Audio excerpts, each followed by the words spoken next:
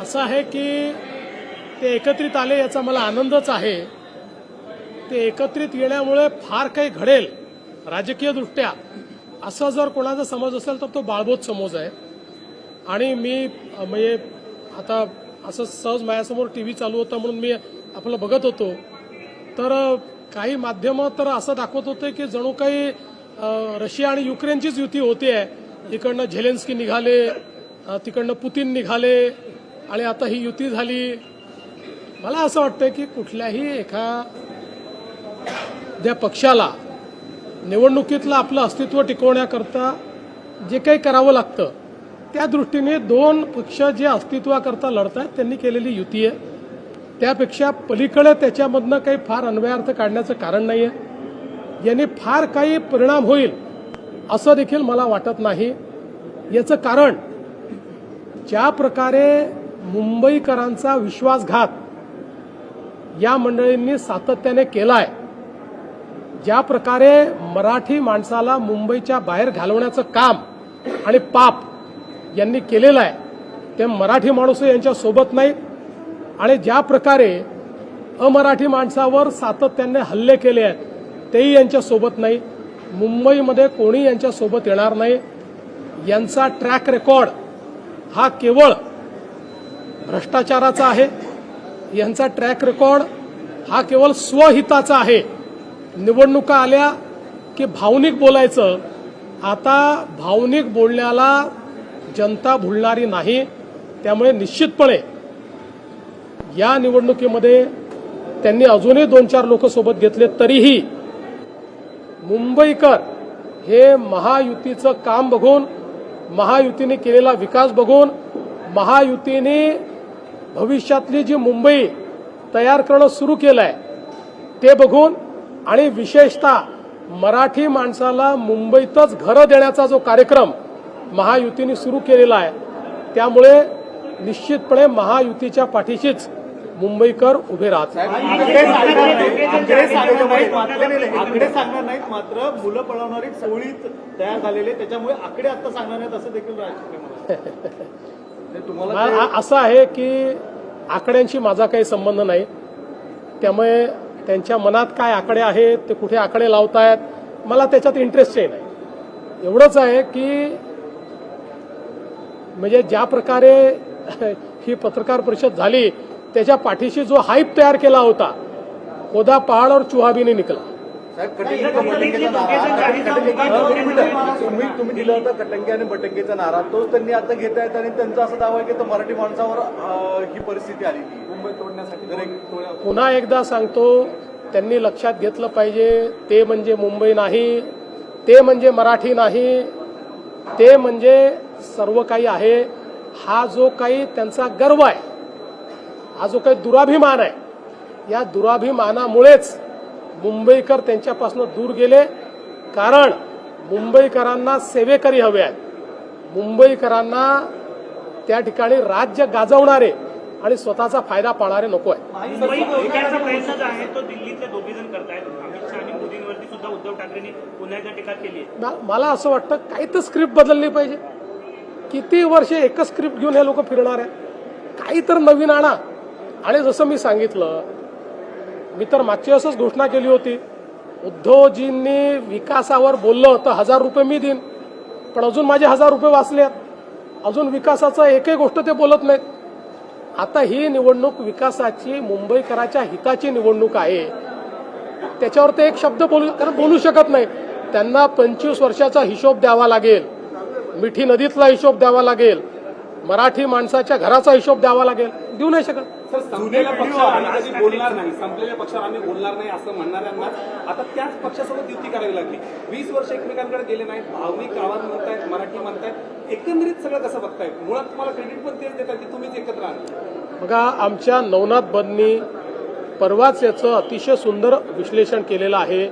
हा भीती संगम आहे, हा प्रीती संगम नाही। दुसरीकडे जुने व्हिडिओ आहेत, त्या जुन्या व्हिडिओच्या जुने जे व्हिडिओ आहेत त्या जुन्या व्हिडिओच्या संदर्भात तुमचा सुद्धा म्हणतात तुमचा पण एक व्हिडिओ आहे की आली व्हिडिओ तुमचा आहे असं आहे। व्हिडिओ तर काही तयार करता येतात, पण एक गोष्ट स्पष्टपणे सांगतो, अख्ख्या दुनियेला माहिती आहे देवेंद्र फडणवीस पैदाच हिंदुत्ववादी झाला, हिंदुत्वात पैदा झाला आणि हिंदुत्वातच मरेल. फक्त मतांकरता भगवी शाल घालणारे आम्ही नाही, फक्त मतांच्या करता रोज मत बदलणारे आम्ही लोक नाही. आम्ही हिंदुत्ववादी कालही होतो, आजही आहोत आणि उद्याही राहू. आमचं हिंदुत्व जनतेने पाहिलेलं आहे आणि त्यांना ते मान्य आहे. परप्रांतीयांना देखील आता मुंबईकर म्हणा असं देखील आता सुरू झालेलं पाहायला मिळतं. गेल्या काही आजच्या वर्षांपासून प्रेसमधून जवळपास दिसून येतं की परप्रांतीयांना प्रत्यक्षरित्या मराठीचा बाहुला मला आनंद आहे. किमान निवडणुकीत मत मिळवण्याकरता तरी आता त्यांनी आपलं मत बदललेलं आहे. नेहमीप्रमाणे पलटी मारलेली आहे, पण ही जी मारलेली पलटी आहे ती सुखावं आहे. त्यामुळे त्याच्यात त्यांनी तसंच राहावं, उद्या पुन्हा त्याच्यात बदलू नये. पण शेवटी जुनी पापं तर आहेत ना, ती लोकांनी बघितलेली आहेत. जुनी पापं धुता येणार नाही. खास करून नितेश राणे किंवा असे मंत्री हिंदुत्ववादीकडे सगळी भूमिका घेऊन कुठेतरी ह्या सगळ्यांना पोलराईज करतायत आणि यामुळेच भाजपला फायदा होईल असं देखील एकत्रित सुरू त्यांनी सांगितलं. असं आहे, मुंबई आणि महाराष्ट्र हा हिंदुत्ववादीच आहे. जे जे लोक हिंदुत्ववादापासनं फारकत घेतील, जे जे लोक त्या ठिकाणी लांगुल चालन करतील, त्यांची काय अवस्था होते हे विधानसभेच्या निवडणुकीत त्यांनी बघितलेलं आहे. आम्ही हिंदुत्ववादी होतो आणि आहोत, आम्ही संकुचित नाही आहोत. आमचा हिंदुत्ववाद हा केवळ पूजा पद्धतीवर आधारित हिंदुत्ववाद नाही आहे, तो भारतीय जीवन पद्धतीवर आधारित आमचा हिंदुत्ववाद आहे. या भारतीय जीवन पद्धतीला स्वीकारणारा, भारतीय समाजाची, हिंदू समाजाची जी मानकं आहेत त्यांना जो मानतो, प्रभू श्रीराम हे केवळ देव नाहीत, हे आमच्या संस्कृतीचं मानक आहे. त्यामुळे जर प्रभू श्रीरामांना कोणी मानत असेल तर त्याची जात धर्म आम्ही पाळणार नाही, त्याला आम्ही सोबत घेतलेला आहे. आमचं हिंदुत्व व्यापक आहे, पण आम्ही हिंदुत्व सोडणार नाही, सोडलं नाही. त्यामुळे पलटी मारणाऱ्यांनी आम्हाला सांगू नये. राज और उद्धव एक साथ आए हैं और ये कह रहे हैं कि बीएमसी में घोषणा होणार आहे आणि महाराष्ट्र आणि मुळात त्याची आकडेवारी क्लिअर येणार आहे का स्पष्ट? आमची युती अंतिम टप्प्यात आहे, लवकरच आम्ही त्याची घोषणा करू.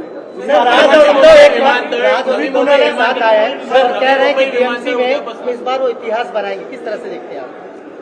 देखिए, हाइप तो ऐसे क्रिएट की जा रही है मानो रशिया और यूक्रेन ही साथ में आ गया और ज़ेलेंस्की और पुतिन बात कर रहे हैं.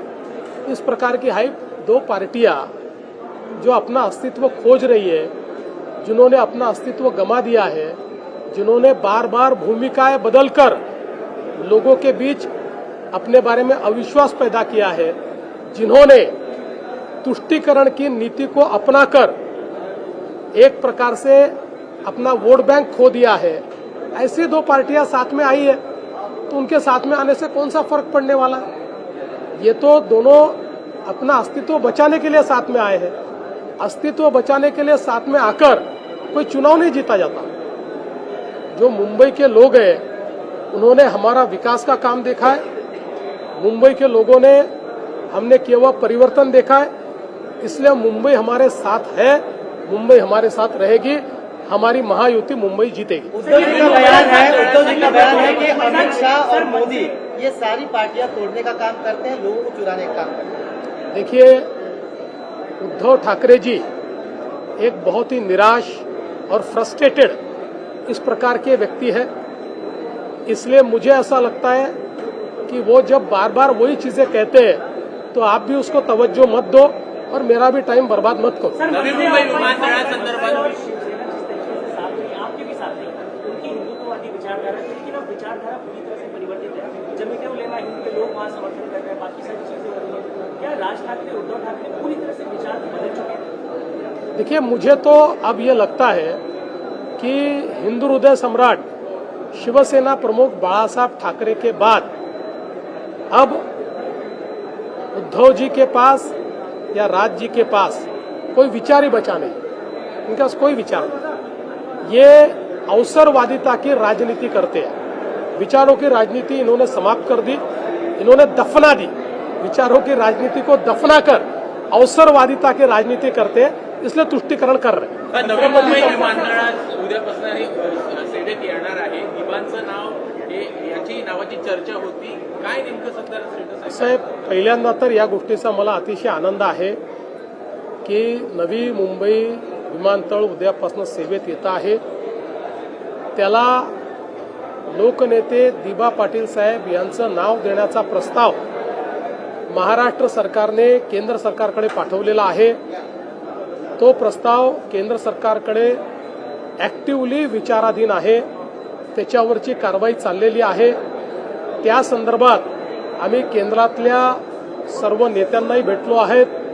त्या संदर्भातचं सूतोवाच हे आम्ही माननीय प्रधानमंत्री महोदयांकडे देखील केलेलं आहे.